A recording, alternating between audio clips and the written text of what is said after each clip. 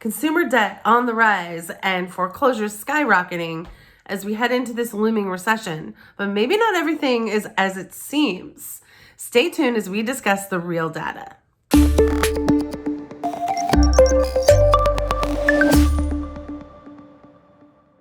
Hey everyone, thanks for joining us. We're the Hatch Homes Group. Well, you get 3 members of the Hatch Homes Group today. Before we get into our breaking down the headlines, please make sure to like and subscribe if you're enjoying what you're seeing. So today we want to talk a bit about some alarming headlines that you're probably going to start seeing come this new year. That's foreclosures surging, consumer debt crazy right now. So are these things that we do need to be concerned about, freaking out about? I don't know, but let's break down a few of these headlines that we're going to be seeing. So John, what's the first headline that we were talking about today? Well, I noticed CNBC site, they said household debt soars at fastest pace in 15 years as credit card use surges. There's a federal report. So, oh my God, credit cards going through the roof. People are getting into problems and they're going to be going bust and awful problems.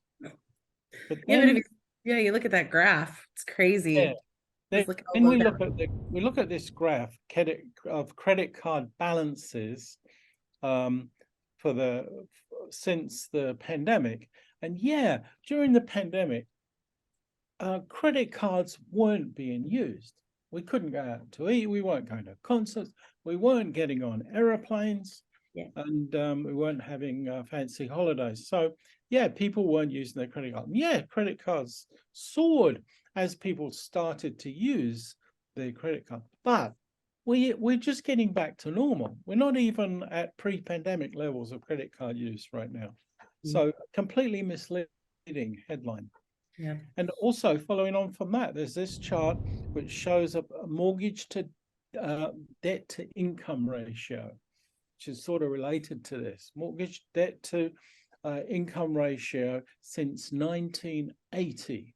And it shows in 2007, end of 2007, when we had the housing bubble, when this ratio was 7.21. We were actually at a record low of mortgage debt to income ratio just in the past 2 years.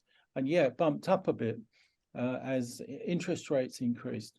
But we're way down on the normal for the since 1980.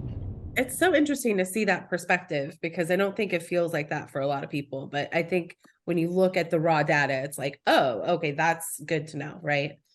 I think that also leads into our next headline of extreme foreclosures. You're going to hear reports that foreclosures are skyrocketing and short sales are more common. And while that's something that we should probably monitor, when you look at this graph as well, it shows that we are nowhere near the peak and we're slowly trickling up, but we're still at a 20-year low.